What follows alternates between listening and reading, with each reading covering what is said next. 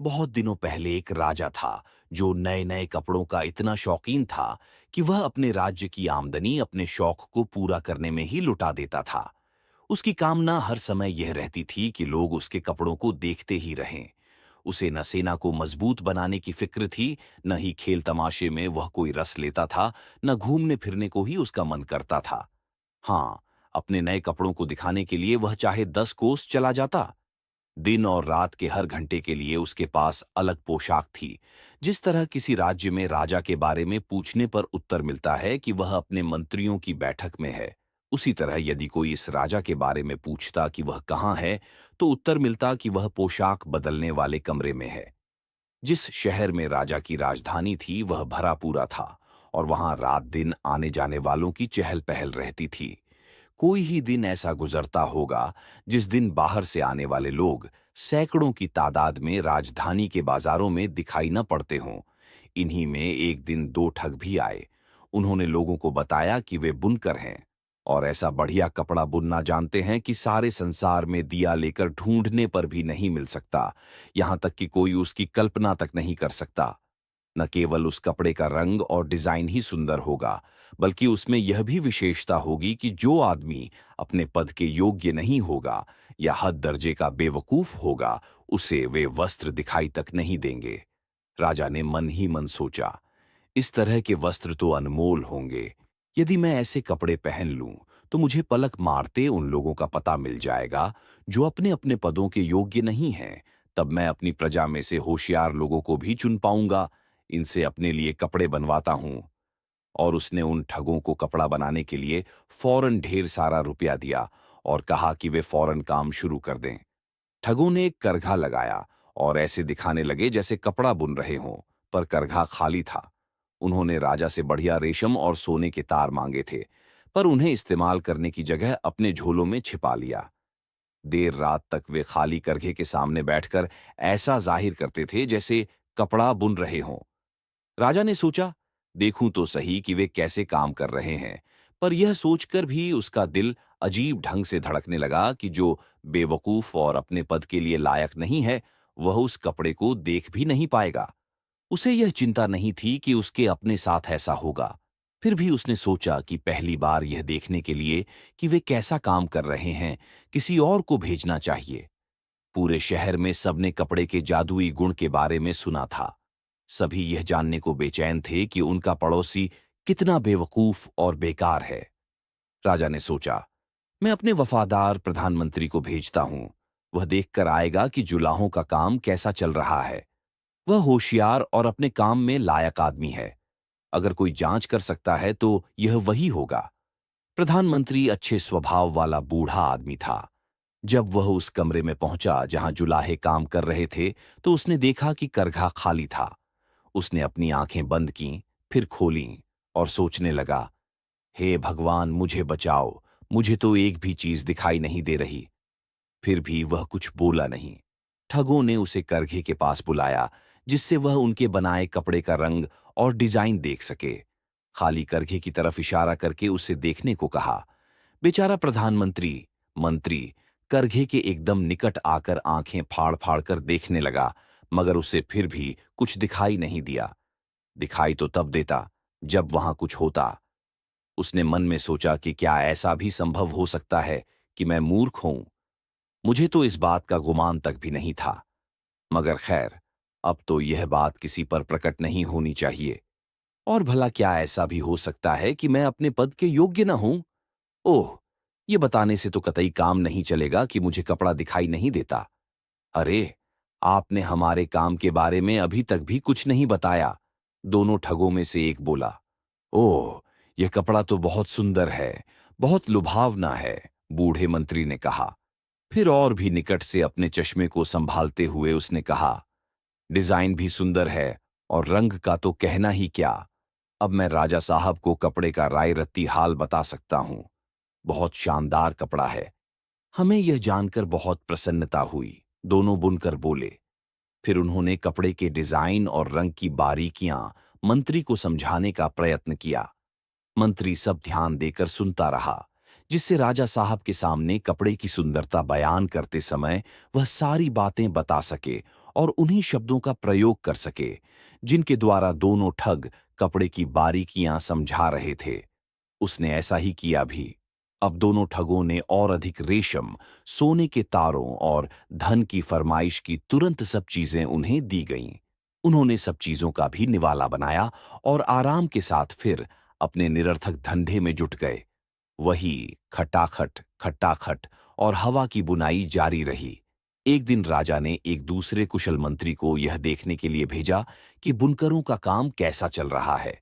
उसके साथ भी बिल्कुल वैसी ही घटना घटी। वह यह देखकर हक्का बक्का रह गया कि कंधों पर कुछ भी दिखाई नहीं दे रहा। क्या ख्याल है आपका? कपड़ा सुंदर है या नहीं? दोनों ठगों ने उससे भी यही सवाल किया और साथ के साथ उस झूठ मूठ के कपड़े के डिजाइन और रंगों की सुंदरता बखानना आरंभ कर दिया।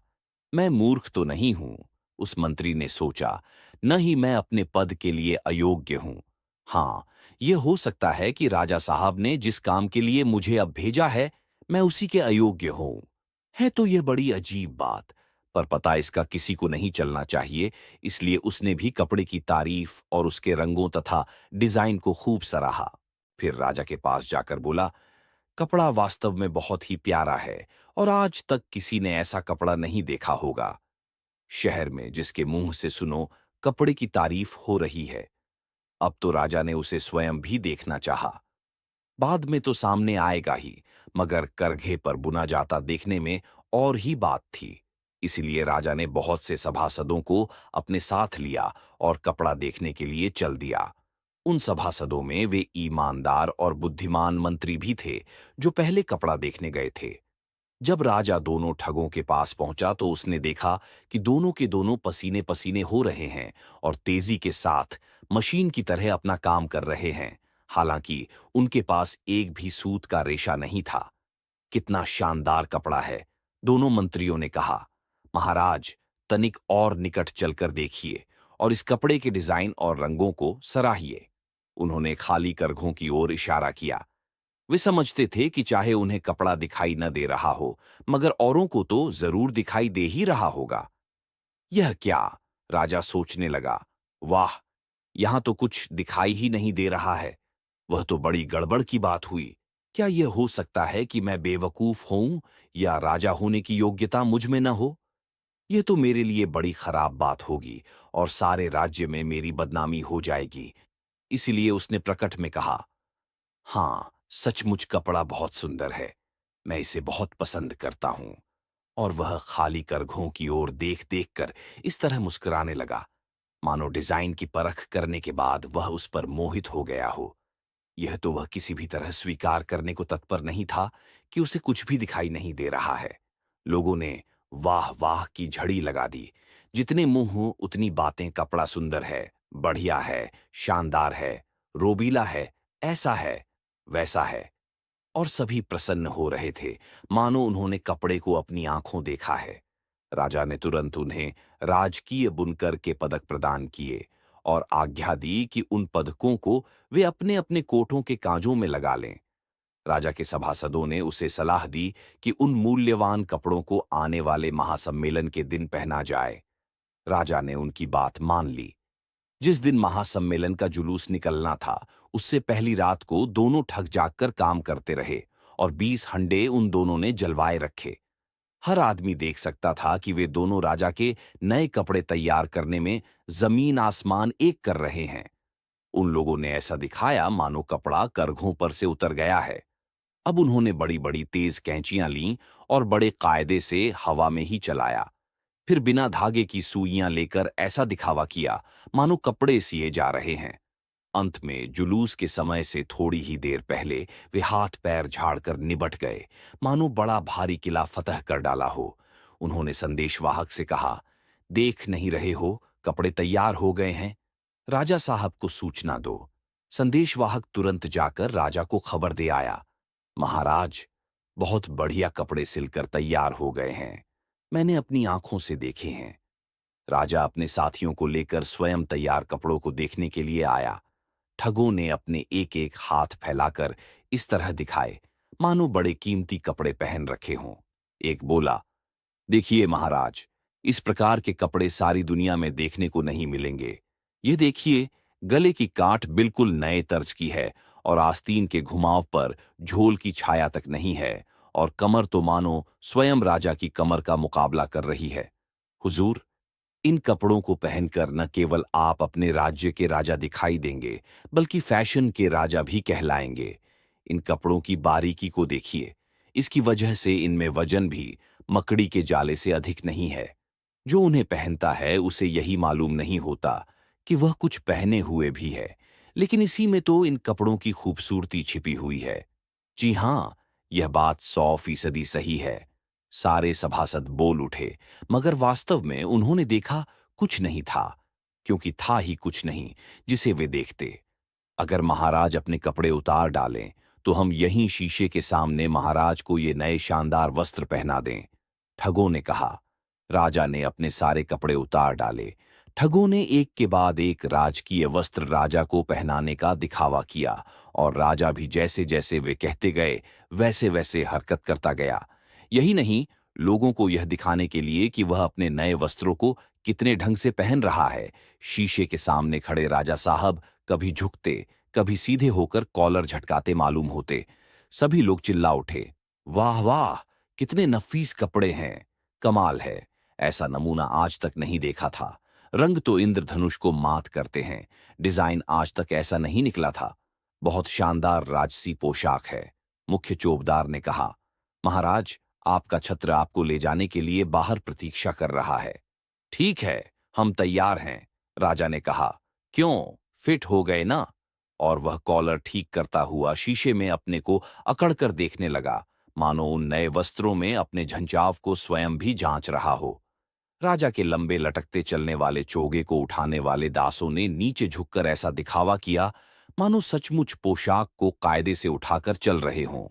वे भी यह नहीं चाहते थे कि कोई यह कह सके कि उन्होंने हाथ में कुछ उठा नहीं रखा है, अथवा उन्हें वस्त्र दिखाई नहीं देते।